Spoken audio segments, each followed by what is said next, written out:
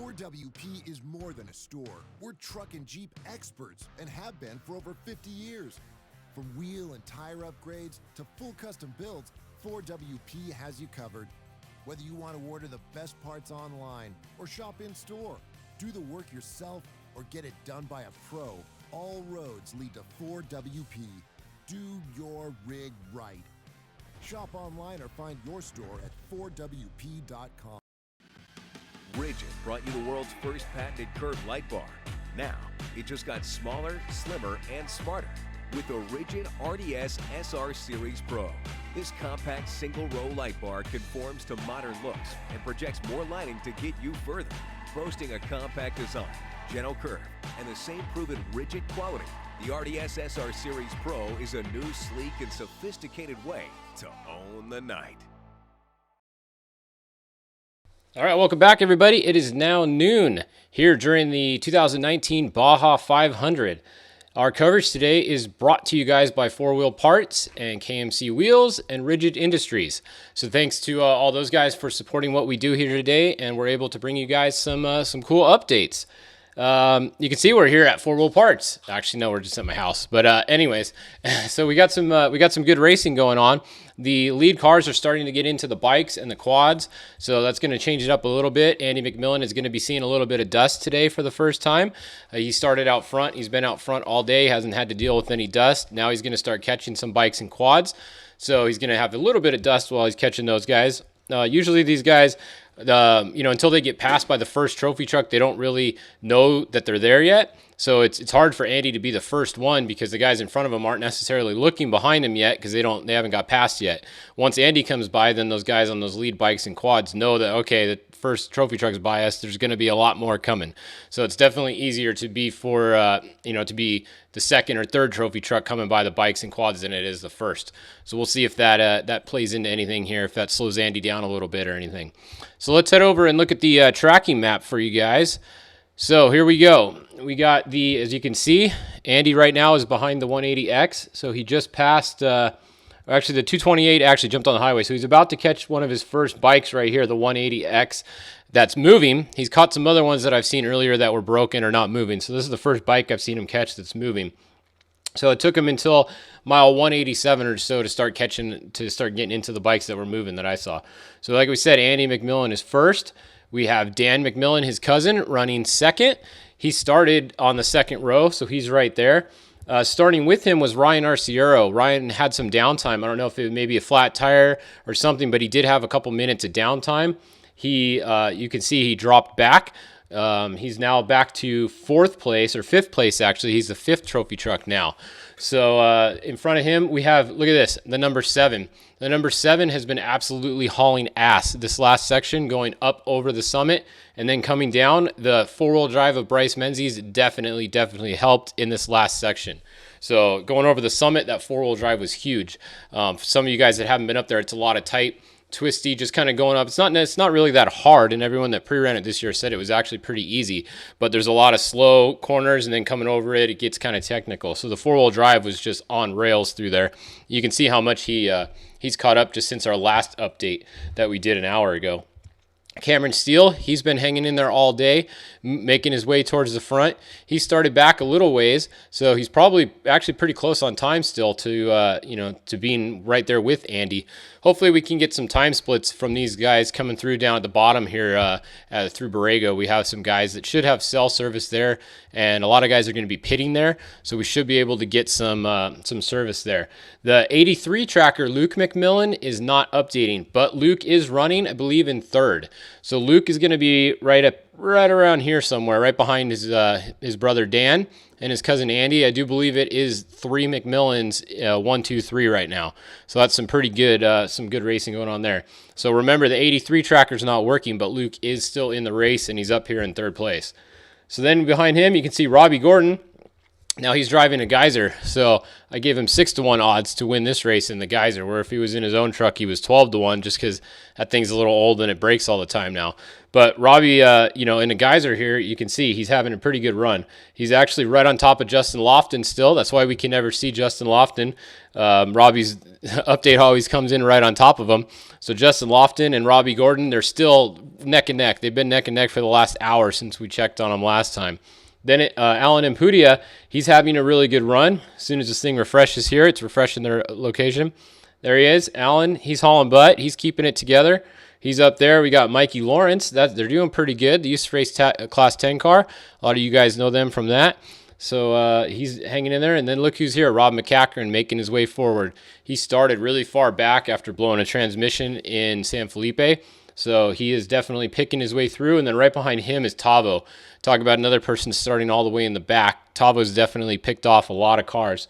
So keep an eye on those guys. These are the guys that we're going to have to watch really closely on time when it comes to the end of the race. If they're in a position right where they are here, like this type of gap between them and Andy over here, we're really going to have to watch the time just because of how far back they started. So we'll keep an eye on that for the rest of the day. Someone's asking if BJ got going again. He did. He's right here. He is now at mile 130. So it looks like they fixed the fuel delivery issue. Good to see them fix the car and keep going. I know, in years past, sometimes if there was a problem, BJ was just over it and stopped. But it looks like they did fix the car and got going again. They're just updated again. So he's at mile 135. So he's a little ways out, but there's still a long way to go. And it's just good to see him going again. So that's going to be your trophy truck update. Let's look at the Class 1 cars. We have Brad Wilson still going strong. He's at mile 145. He's out front. After him, there was a 16-minute delay. We did confirm that at the start. They stopped the start for 16 minutes. So the Shelby Reed car here has 16 minutes that gets added onto her time at the finish between once Brad finishes. So if she finishes less than 16 minutes behind Brad, she's going to be the winner ahead of him. So they finished 1-2, I think it was at San Felipe too. So that's a good race. Those cars are always really close together. The 162, Brendan Gaughan is having a really good run today in third place. We have the other Wilson car along with Damon Jeffries, Cody Parkhouse. Oh, look, you can see Cody Parkhouse is at 0 miles an hour right there. So that's not good for Cody. Hopefully he gets going again. Maybe it's just a flat tire or something there. And let's see, did he get going again? No, he's still at 0 miles an hour there. So bummer for Cody. Hopefully he can get it going again. And Brandon Bailey and Justin Davis. So that's a look at Class 1. Let's go look at Class 10. I know a lot of you guys have watched them. So Class 10. Back here, the 1016 looks like it's your first Class 10 car, followed by the 1011 and the 1022. Then the 1066, 1068, the other RPI car, and the 1058. So that's your top 6 Class 10 cars or so. They are at mile 98. And that's that. Someone was asking about Lettner. Yeah, Lettner and them blew their transmission in the bottleneck early today, so they're out and headed back home already. So Kevin Thompson is on his way back home in the number 70. All right, after Class 10, the spec trophy trucks. Let's see where we can find them. So trophy truck spec right here. Let's see. Show this layer. Let it update. Where'd they go? See if we can get them back for you here. There they are. All right. Trophy truck spec. First one appears to be, yep, that looks like it's right. The 246 right here, James Scully. So that's a new name to me. I'm not really familiar with that name too much. Maybe if you guys know who's driving with James. I haven't really heard that name too much in trophy truck spec. Then Chad Dorman is second. AJ Jones, Jesse Jones' son, looks like he's running in third. We have Bobby Patton and Chelsea Magnus in the top, rounding out the top 4 and 5 there. Then back to Charles Durance and Vincent Munoz, old 1450 racer, now racing there. So Sarah Price must have had some issues because she was out front, and you can see she's dropped back. So maybe she had a couple flat tires or some issues, something that she was able to fix and get going again. So good for her, but looks like she's still having a decent run. So we still have 2 female drivers in the class, in the spec class, in the top 10 or so. All right, so that's the trophy truck specs. Let's see who else do we got here. What other class do you guys want to look at? Let's go. We can try and look at the UTVs, but let's see if they're let's see, is it naturally forced induction? That's the big one, right?